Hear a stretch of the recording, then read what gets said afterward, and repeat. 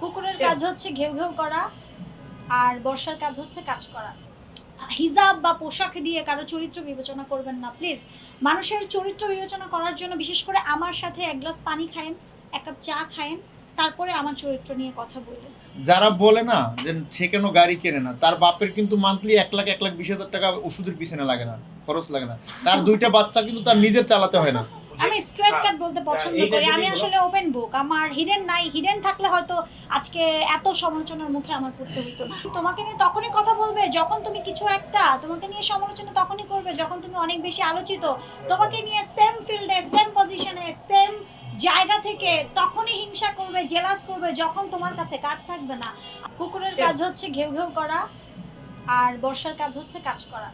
দিন শেষে কাজ করতে হবে, টাকা উপার্জন করতে হবে, সেটা দিয়ে চাল কিনতে হবে। চালটা চুলায় আমার হেল্পিং হ্যান্ড বসাবে, ভাতটা হবে, তারপরে আমার বাচ্চারা খাবে, রাইট?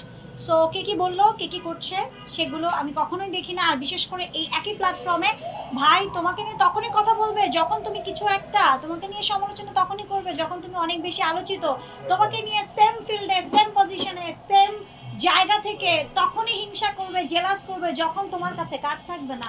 আলহামদুলিল্লাহ আমার কাছে অনেক অনেক কাজ, আমার সত্যি অনেক কাজ, আমার ওই সময়টা নাই। বর্ষা চৌধুরী আজকে থেকে 24 বছর আগে, যখন কিনা তার বয়স ছিল লাইক 12 কি 13, যখন সে স্টেজ শো করতো, হ্যাঁ কর্পোরেট শোগুলো করতো, বড় বড় ব্র্যান্ড লাইক প্রাণ, আরএফএল, মোজোর কনসার্টগুলো করতো, তখন বর্ষা চৌধুরী হচ্ছে নিজের পার্সোনাল কেনা গাড়ি দিয়ে চলতো, এখনো চলে।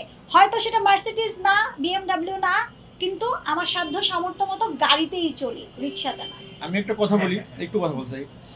যারা বলে না যে সে কেন গাড়ি কেনে না, তার বাপের কিন্তু মান্থলি 1,20,000 টাকা ওষুধের পিছনে লাগে না, খরচ লাগে না। তার 2টা বাচ্চা কিন্তু তার নিজের চালাতে হয় না। তো সব তার ড্রাইভারের বেতন কিন্তু তার দেওয়া লাগে না, তার হাজবেন্ড দেয়, না হলে তার বাপের টাকা চলে, আর নয় অন্য কিছু দিয়ে চলে। এটা মিন করলাম না, হ্যাঁ। তো ওই রকম যদি 5 মাস যদি ও না দেয় না, তো ওরও এরকম একটা গাড়ি কেনার মতো ক্ষমতা হয়। ও তো মাসে অনেক টাকা কামাই করে। আমি স্ট্রেট কাট বলতে পছন্দ করি। আমি আসলে ওপেন বুক, আমার হিডেন নাই। হিডেন থাকলে হয়তো আজকে এত সমালোচনার মুখে আমার পড়তে হইতো না। আপনার আমার সেই 3টে মাস 90 দিন বা 92 দিন কিভাবে কেটেছে, 92 বছরের মতন, সেই দিনগুলো আমি জানি। সেই রিয়েলাইজেশনগুলো আমার এসেছে, অন্য কারো না। আমি ওই স্মৃতি, ওই ফ্ল্যাশব্যাকে আসলেই যেতে চাই না। ওটা আমার জন্য দুঃস্বপ্ন। আমি দুঃস্বপ্ন ভেবে ওই সালটাকে ভুলে যেতে চাই প্লিজ। এটাকে আর আমার লাইফে আমি আনতেছি নাই। 24 সাল বলতে কোনো সালই নাই। 23-এর পরে 25, 2023-এর পরে 25, 24 বলতে কিছু নাই। সবাই আমাকে ভুল বুঝবেন না, আমার জন্য দোয়া করবেন। দায়িত্ব যার কাঁধে সেই জানে আসলে সেই দায়িত্বটা কিভাবে পালন করতে হবে। এবং আমার মনে হয় যে আমি বাংলাদেশের নারীদেরকে অনেক কিছু দিতে পেরেছি।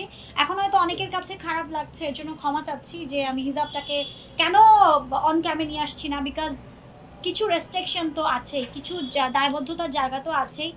কাজের জায়গা, যেহেতু অনেকগুলো ব্র্যান্ডের সাথে আমার চুক্তিবদ্ধ ছিলাম, তারাও কিন্তু হিজাব পরার পরে চলে গিয়েছিল। আর হিজাব বা পোশাক দিয়ে কারো চরিত্র বিবেচনা করবেন না প্লিজ।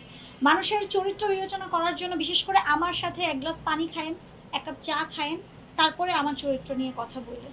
বিকজ চরিত্রটা কখনোই আসলে পোশাকে হয় না। পোশাকে হয় তোমার ব্যক্তিত্বটা, কিন্তু চারিত্রিক সনদ না। এটুকুই বলবো। ভুল ত্রুটি হলে ক্ষমা করবেন, সাথে থাকবেন, দোয়া করবেন। জীবনে অনেক ভুল হয়, সেই ভুল থেকে শুধরে সুন্দরভাবে আগামী জীবনগুলো আমরা দুজনেই যেন চলতে পারি।